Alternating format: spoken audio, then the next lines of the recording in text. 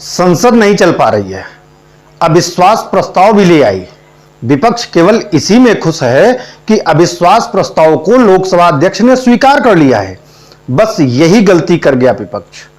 प्रधानमंत्री मोदी क्या करेंगे, इसकी कल्पना केवल पूर्व के आधार पर ही की जा सकती है। आप सभी को सादर नमस्कार। मैं उमेश द्विवेदी आप सभी के समक्ष फिर हाजिर हूं एक नए वीडियो के साथ, एक नए मुद्दे के साथ। अब आप भी मेरे चैनल को सब्सक्राइब कर ही दें और बेल आइकन को भी दबा दें ताकि मेरा हर वीडियो आप तक नोटिफिकेशन के साथ पहुंचता रहे। अब शुरू करते हैं आज के मुद्दे पर विस्तार से चर्चा। अब संसद में सार्थक बहस होनी चाहिए एवं संसद को सुचारू रूप से चलने दिया जाना चाहिए, क्योंकि विपक्ष या विपक्षी गठबंधन Indian national development inclusive alliance INDIA India ने मोदी सरकार के खिलाफ अविश्वास प्रस्ताव का निर्णय लेकर अपनी राजनीतिक अपरिपक्वता, नासमझी एवं विवेकहीनता का ही तो परिचय दे दिया है और यह प्रस्ताव स्वीकार भी हो गया। अब प्रतीक्षा है उस प्रस्ताव पर बहस होने की। INDIA इंडिया गठबंधन भले ही अविश्वास प्रस्ताव को अपनी जीत समझ रहा हो, यह मानकर चल रहा हो कि उसे संसद में अपनी एकजुटता एवं ताकत दिखाने का अवसर मिलेगा, लेकिन एक तो इस प्रस्ताव का गिरना तय है, दूसरा विपक्षी एकता एवं शक्ति के दावे भी खोखले साबित होने वाले हैं।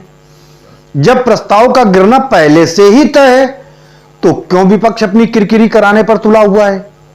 विपक्षी दलों द्वारा मणिपुर के मामले में मोदी के भाषण पहले हों, मोदी को मणिपुर के मामले में पहले अपना वक्तव्य देना होगा।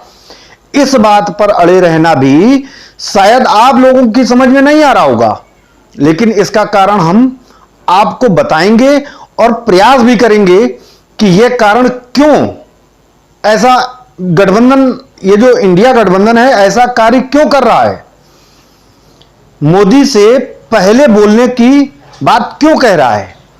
विपक्ष जहां एक और सत्ता पक्ष और मोदी को घेरने में जुटा हुआ है और शायद इसीलिए संसद में हंगामा जारी है, लेकिन पहले मोदी बोले, यह मुद्दा क्यों आया। इसका कारण यह है कि पिछली बार अडानी मामले में पहले राहुल गांधी ने संसद में भाषण दिया था, उसके बाद मोदी ने संसद में बोलकर सबको मौन कर दिया था और मोदी के भाषण के बाद कोई उनका जवाब नहीं दे पाया था। यही कारण है कि विपक्ष इस बार मोदी को घेरने का पूरा मन बना चुका है और मोदी के हर शब्द का जवाब देने के मूड में पूरा विपक्ष एकजुट होकर दिख रहा है।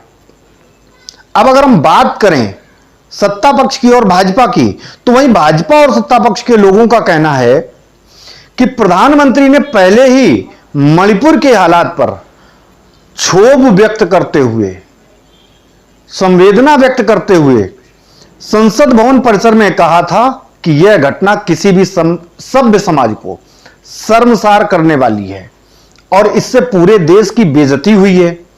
बावजूद विपक्ष की जिद इसीलिए भी बचकानी और बेहूदी कही जाएगी क्योंकि कोई भी मामला जिस मंत्रालय संबंधित होता है उसके ही मंत्री को उस पर वक्तव्य देना होता है।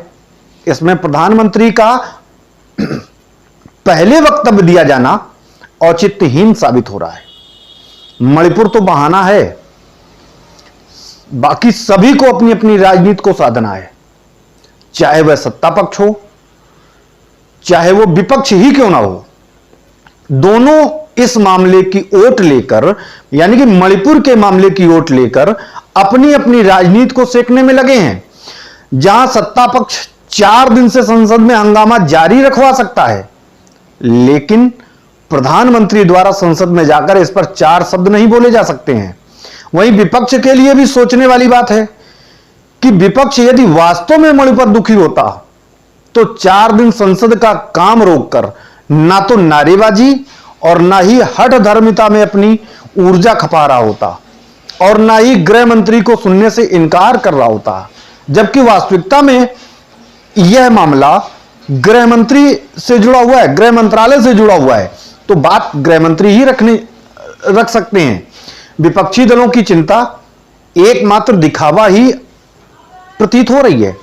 विपक्ष का चेहरा जनता के सामने धूमिल हो रहा है और जो कुछ बाकी रह गया है वह प्रधानमंत्री नरेंद्र मोदी अविश्वास प्रस्ताव पर अपने वक्तव्य में उसकी बधिया उखेड़ देंगे। इस नए गठबंधन की कथित एकजुटता की पोल भी नरेंद्र मोदी यानी कि देश के प्रधानमंत्री नरेंद्र मोदी खोल ही देंगे उसकी पोल, और उसकी आपसी खींचतान को भी उजागर कर ही देंगे।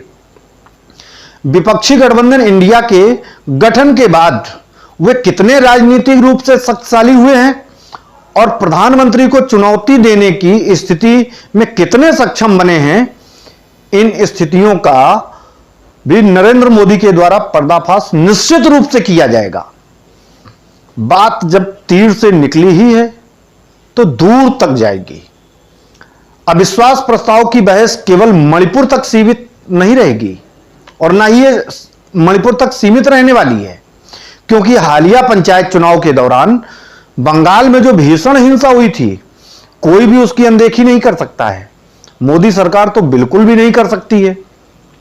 उन्हें भी विपक्ष के ऊपर कुछ ना कुछ आरोप लगाने हैं। यह सही है कि अविश्वास प्रस्ताव लाकर विपक्ष ने अपने इस उद्देश्य को हासिल कर लिया कि मणिपुर के मामले में प्रधानमंत्री को सदन में बोलना ही पड़ेगा, लेकिन उसने अपनी राजनीतिक हठधर्मिता को बेनकाब करने का अवसर भी दे दिया है। एक तरह से इसे यही कहा जा सकता है कि अपने पांव पर खुद कुल्हाड़ी चला दी है विपक्ष ने।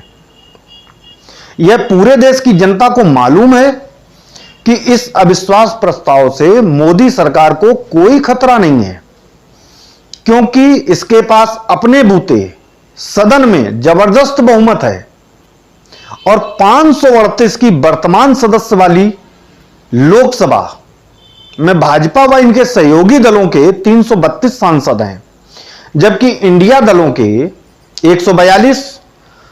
वहीं निरपेक्ष या समय समय पर मोदी सरकार का साथ देने वाले दलों के सदस्यों की संख्या भी 64 है।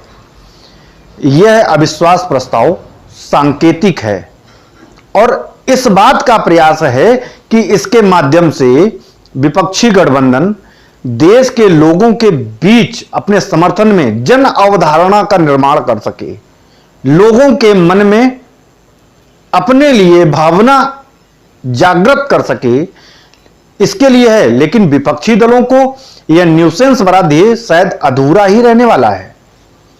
अविश्वास प्रस्ताव संसदीय लोकतंत्र में प्रायः सरकारों के खिलाफ जन अवधारणा सृजित करने के लिए ही लाए जाते हैं, क्योंकि भारत के संसदीय इतिहास में अब तक 28 अविश्वास प्रस्ताव प्रस्तुत किए गए, जिनमें केवल 3 बार ही सत्तारूढ़ सरकारें इनके माध्यम से सत्ता से बेदखल हुई हैं। बाकी शेष में सत्ता पर कोई असर नहीं पड़ा।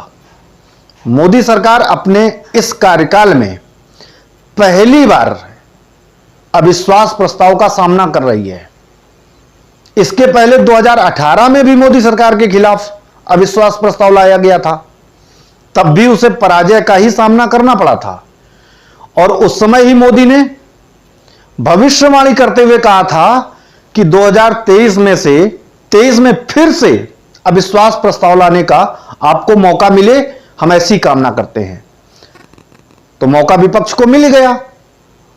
पिछली बार की तरह इस बार भी ऐसा ही सुनिश्चित सा दिख रहा है कि प्रस्ताव औंधे मुंह गिरेगा, चूंकि संख्या बल में विपक्ष का जो गठबंधन इंडिया नाम से तैयार हुआ है वह बहुत ही कमजोर है। हालांकि लोकतंत्र के सर्वोच्च मंच संसद पर सत्ता पक्ष और विपक्ष की ऐसी रस्साकसी कोई नई बात नहीं है। इसे स्वस्थ लोकतंत्र का लक्षण भी कहा जा सकता है, लेकिन इस तरह की कवायद एवं मंथन से जनता के हित में कुछ निकलना चाहिए। वह निकलता हुआ नहीं दिख रहा है। मणिपुर में जिस तरह के दृश्य पिछले दिनों देखने को मिले, उसके मद्देनजर इस तरह की रस्साकसी की बजाय सार्थक बहस का माहौल बनाकर समस्या के समाधान का रास्ता निकाला जाना चाहिए। तो यह निश्चित रूप से आशा की किरण बनता। बेहतर तो यही होता कि विपक्ष और सरकार आपस में बातचीत से सहमति की कोई सूरत निकालकर मणिपुर पर विस्तार पूर्वक चर्चा कर लेते और इसके लिए अविश्वास प्रस्ताव की नौबत ना आती। लेकिन ऐसा संभव न हो सका और अविश्वास प्रस्ताव लाना ही पड़ा। अविश्वास प्रस्ताव से 3 बार ही सत्तारूढ़ सरकारें सत्ता से बेदखल हुई हैं। इनमें सभी सरकारें गठबंधनों की खिचड़ी सरकारें थीं और एक बार 1999 में तो अटल बिहारी वाजपेयी की साझा सरकार केवल एक वोट से ही गिर गई थी, जबकि इससे पहले 1990 में बीपी सिंह की 2 खड़ाऊ भाजपा व वामपंथियों के समर्थन पर खड़ी सरकार बुरी तरह लोकसभा में हार गई थी और 1997 में कांग्रेस के समर्थन पर टिकी देवेगौड़ा सरकार का हश्र भी कुछ ऐसा ही हुआ था, उसे भी सत्ता से बेदखल होना पड़ा था। मगर मोदी सरकार में तो भाजपा के ही 301 सांसद हैं। अब जबकि अविश्वास प्रस्ताव पर बहस होना निश्चित हो गया है, तो यह बहस लोकतांत्रिक मूल्यों पर आधारित एवं सार्थक बहस हो, आदर्श मूल्यों की वाहक बने, मणिपुर जैसी जटिल समस्या के साथ अन्य समस्याओं के समाधान की प्रेरक बने, ऐसी सार्थक बहस पक्ष और विपक्ष को करनी चाहिए। एक नजीर बने ऐसी व्यवस्था पेश होनी चाहिए। संविधान पक्ष एवं विपक्ष को केवल यह अधिकार नहीं देता है कि उनसे शुद्ध आचरण की, बल्कि उनसे शुद्ध आचरण की अपेक्षा भी करता है। अब संसद में कामकाज सुचारू रूप से चल सके, इसकी व्यवस्था होनी चाहिए, मगर साथ ही ध्यान रखा जाना चाहिए कि उच्च सदनों में विपक्ष के नेताओं को भी अपनी बात रखने का समुचित अवसर सम्मानजनक तरीके से दिया जाए, इसको भी ध्यान दिया जाना चाहिए और इस पर भी विशेष गौर किया जाना चाहिए, क्योंकि विपक्ष यही आरोप लगाता है। संसदीय प्रणाली में विपक्ष के नेता का महत्व भी कोई कम नहीं होता है, क्योंकि वह भी उन करोड़ों लोगों की आवाज होता है जिनको अपनी आवाज संसद में रखने के लिए जनता ने ही चुना है। भाजपा सरकार पर संसद में रवैया बहुत ही एकपक्षीय और मनमाना होने का आरोप लगातार विपक्ष के द्वारा लगाया जा रहा है और इस आरोप से भाजपा को निजात पाने के लिए विपक्ष को मजबूत स्थिति में लाना होगा। न्यूसेंस में जैसे कोई आधार नहीं होता, कोई तथ्य नहीं होता, कोई सच्चाई नहीं होती, तो दूसरों के लिए खोदे गए गड्ढे में स्वयं एक दिन गिर जाने की स्थिति बन जाती है। विपक्ष इस न्यूसेंस स्थिति से बाहर आए। विपक्ष में अपनाई जा रही इस न्यूसेंस वाली नुकसानदेह एवं उकसाने वाली नीति से आक्रमण करना आसान है, क्योंकि आक्रमण में बुद्धि और ताकत कम लगती है, जबकि बचाव में ज्यादा लगती है। विपक्ष की भूमिका को सार्थक करने के लिए ताकत भले ज्यादा लगे, लेकिन वहीं जनता के दिलों पर राज एवं जन अवधारणा सृजित करती है। आज के विषय को यहीं समाप्त करते हैं और आपसे आज एक बार फिर निवेदन करते हैं, पुनः एक बार निवेदन कर रहे हैं कि प्लीज हमारे चैनल को सब्सक्राइब करते चलें और बेल आइकन को भी दबा दें। हम आपसे फिर मिलेंगे एक नए वीडियो के साथ, एक नए मुद्दे के साथ। तब तक के लिए हमें इजाजत दीजिए। आप सभी को सादर नमस्कार।